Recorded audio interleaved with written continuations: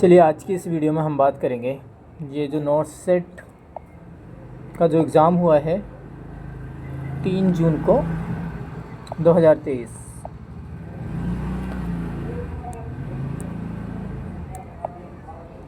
Not set का जो exam हुआ है 3 जून 2023 को, उसका हम मेमोरी बेस क्वेश्चन पेपर को सॉल्व करते हैं। ठीक है,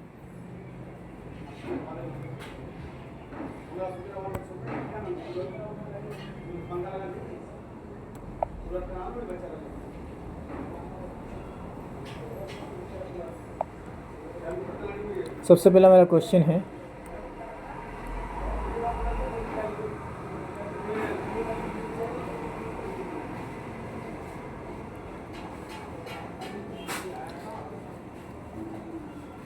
है ए pregnant client come to the office for her first prenatal examination at 10 weeks.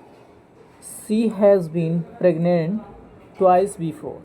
The first delivery produced a viable baby girl at the 39 week 3 years ago. The second pregnancy produced a viable baby at the 36 weeks 2 years ago. Both the children are the living and well. Using the Gatpal score, record her obstetrical history. Nurse should record.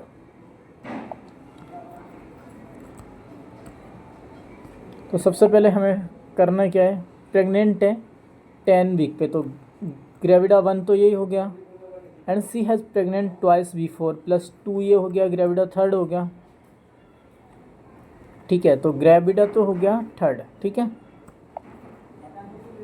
उसके बाद बात करते हैं T, term pregnancy कौन सी है। 10 week का तो pregnant है, ये अभी टर्म नहीं है। She has been pregnant twice before first delivery produce viable 39 week से 3 years ago, and the second baby viable 36 week. तो 37 से पहला प्री टर्म होता है, तो टर्म बेबी हो गया 1। ठीक है, तो टर्म बेबी कितना हो गया, 1 हो गया। ठीक है, उसके बाद अब प्रीटर्म की बात करें तो प्रीटर्म भी कितना हो गया, प्रीटर्म भी हो गया 1।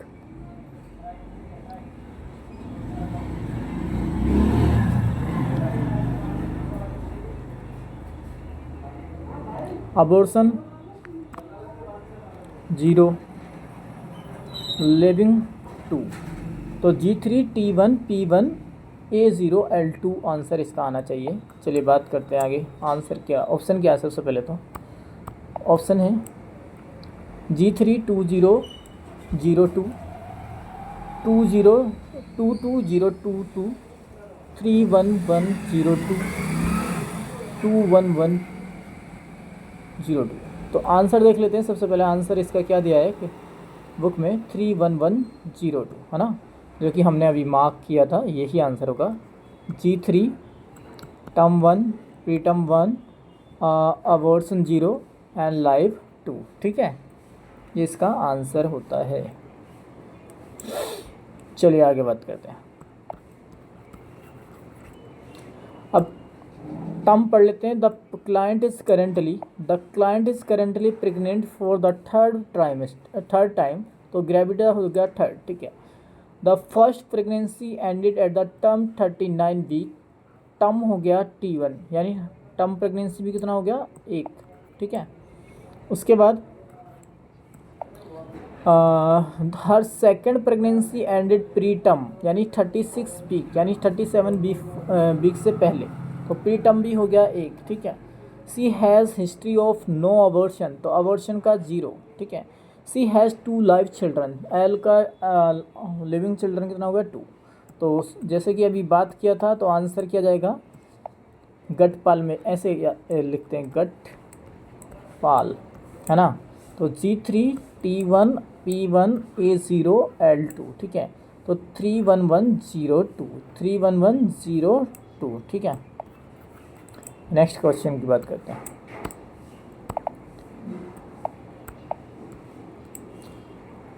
A client is admitted to the hospital for a induction of labor.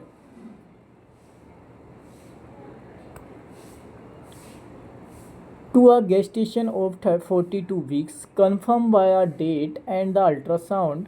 When C is dilated 3 centimeter, C has a contraction कितने 70 सेकेंड के लिए, ठीक है.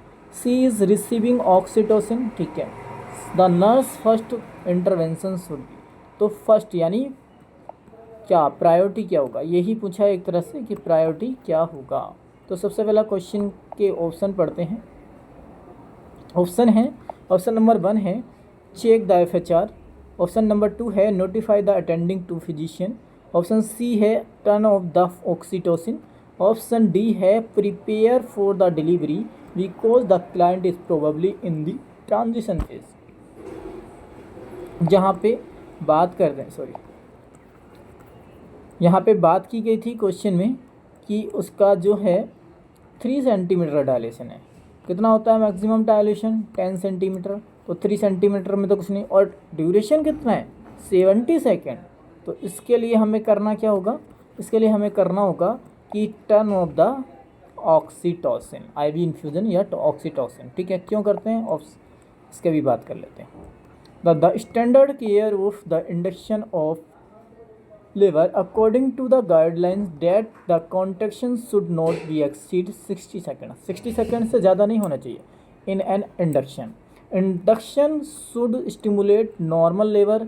70 second contraction during the latent phase यानी 3 centimetre are not the normal. The next contraction can be longer and increase the risk to mother and the fetus. So IV oxytocin should be turned off. It is priority action. ठीक है, क्या है IV oxytocin को सबसे पहले हमें बंद करना है, सबसे साफ साफ लिखा हुआ है. तो so IV oxytocin should be turn off. It is a priority of action, ठीक है. चलिए बात करते हैं आगे. क्वेश्चन है which of the following step is not included in surgical safety checklist. तो इस ऑप्शन 1 है टाइम इन, ऑप्शन सेकंड है टाइम आउट, ऑप्शन थर्ड है साइन इन और ऑप्शन फोर्थ है साइन आउट. तो इसके लिए एक ट्रिक होता है, इसके लिए एक ट्रिक होता है. क्या ट्रिक होता है बात करते हैं.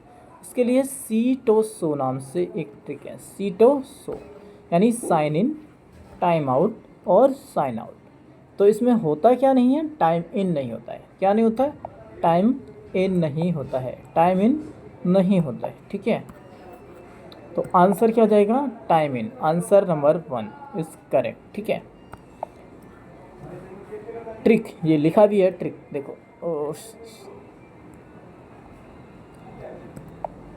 ट्रिक क्या है, द पीरियड बिगिन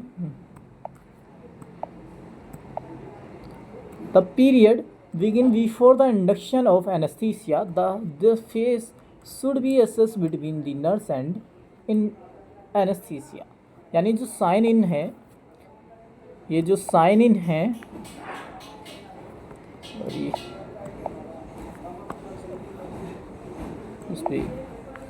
ये जो साइन इन है, ये साइन इन जो है इसमें क्या होता है, the period begin before the induction of anaesthesia. ये एनेस्थीसिया से पहले का पीरियड है.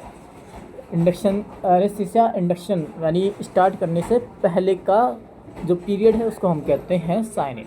This phase should be assess between nurse and the anaesthetics.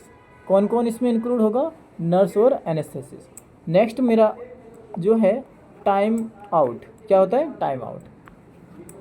तो इसमें क्या है, the period begin after the induction of anaesthesia and before the skin incision. और इसको हम कब तक करते हैं, कब करते हैं, आफ्टर द इंडक्शन.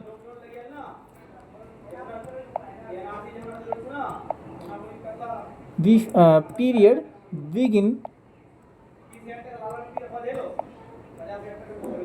सॉरी,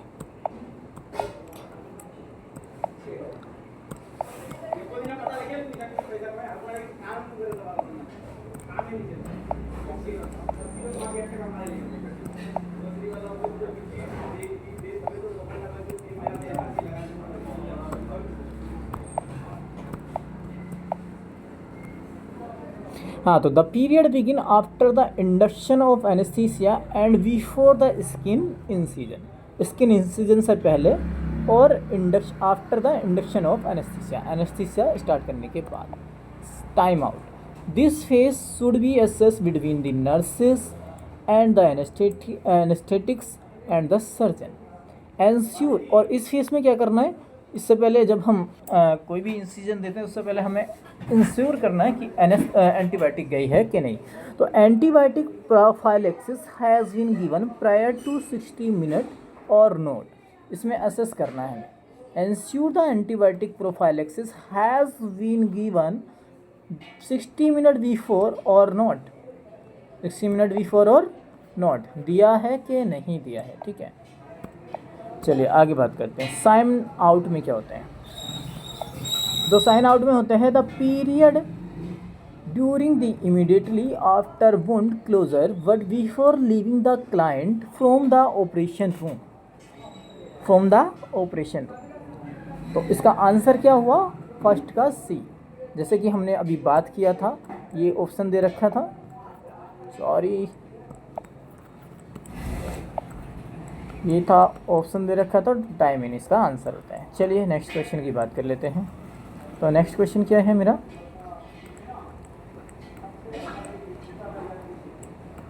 हाँ, और इस फेस में थोड़ा सा ये और है, this phase should be assess, जो साइन आउट होता है उसमें this phase should be assess between the nurses और anaesthetic and the surgeon in WHO surgical safety checklist, time in phase is not included, जैसे कि अभी हम आंसर लगा कर भी आए हैं, ठीक है।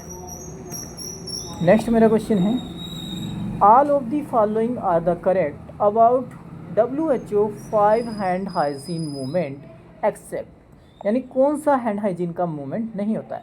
ऑप्शन 1 है after touching the patient, after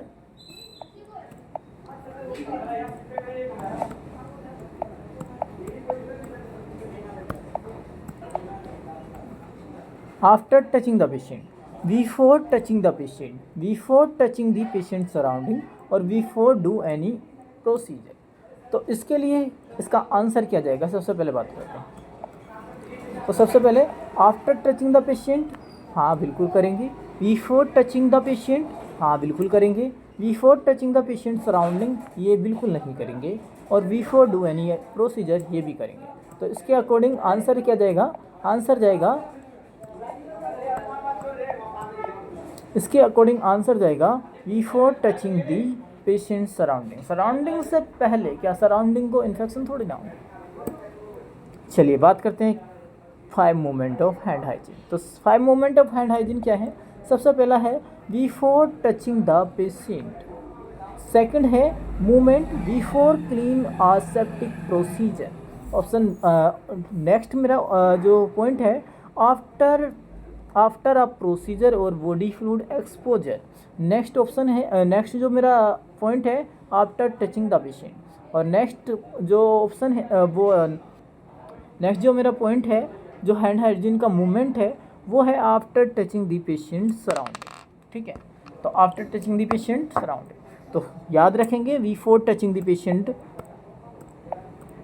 before touching the patient before touching the patient, sorry हाँ, before touching the patient, before clean any aseptic procedure, और after procedure of the body fluid exposure, और after touching the patient surrounding, और after touching the patient, ठीक है। तो इसके लिए 2 बीवी और 3 आदमी नाम की ट्रिक भी रख सकते हैं हम, यानी 3 होते हैं आफ्टर और 2 होते हैं बिफोर, ठीक है। चलिए next question, after liver biopsy the patient should be place in which position. तो ऑप्शन 1 है सुपाइन पोजीशन, ऑप्शन 2 है प्रोन पोजीशन, ऑप्शन 3 है राइट लैटरल पोजीशन, ऑप्शन 4 है हाई फाउलर पोजीशन। तो जैसे कि आफ्टर लीवर बायोप्सी के बाद जो है हमें लीवर कितना, कौन सी साइड है, राइट साइड, तो राइट लैटरल पोजीशन ही हमें पेशेंट को प्रोवाइड करनी है। क्यों, to prevent the haemorrhage, to prevent the haemorrhage, to prevent the haemorrhage, okay. देखते हैं आंसर क्या है, बाकी बात कर लेते हैं यहाँ पे। ये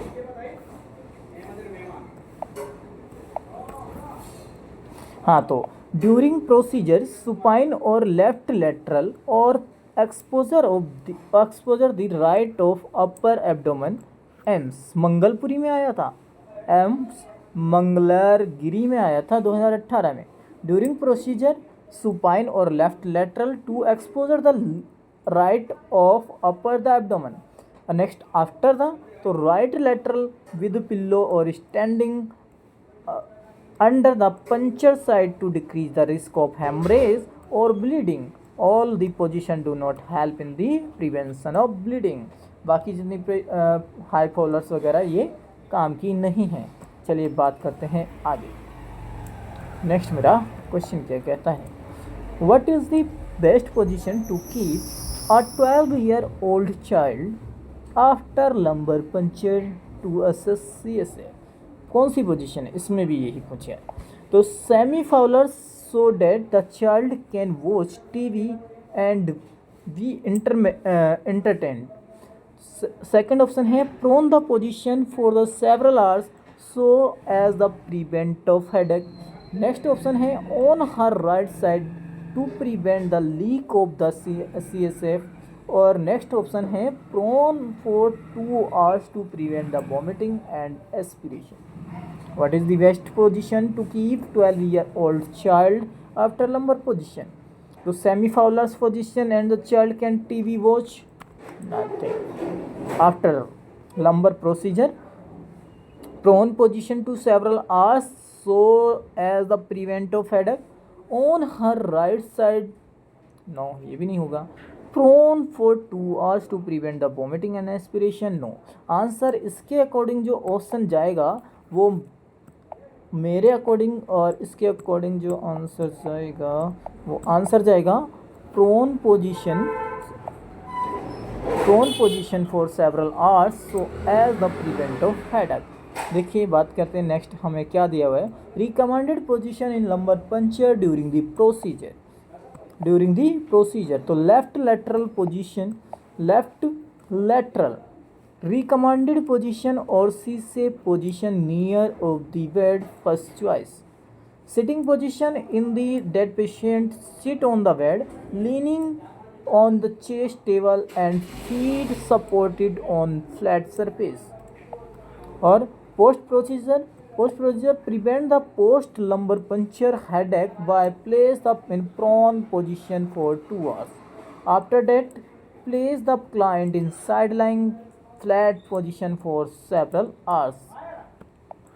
Then after head and of the bed should not be elevated for the prevent post lumbar puncture headache. ये क्वेश्चन एम्स दिल्ली ने और जिपमर ने दोनों ने पूछे हैं, ठीक है। तो इसके अकॉर्डिंग आंसर जाएगा क्या, प्रोन पोजीशन वाला। कौन सा क्वेश्चन था मेरे पास, 6 नंबर का। तो 6 नंबर का आंसर की में देखते हैं, तो 6 नंबर का आंसर जाएगा 6 का बी।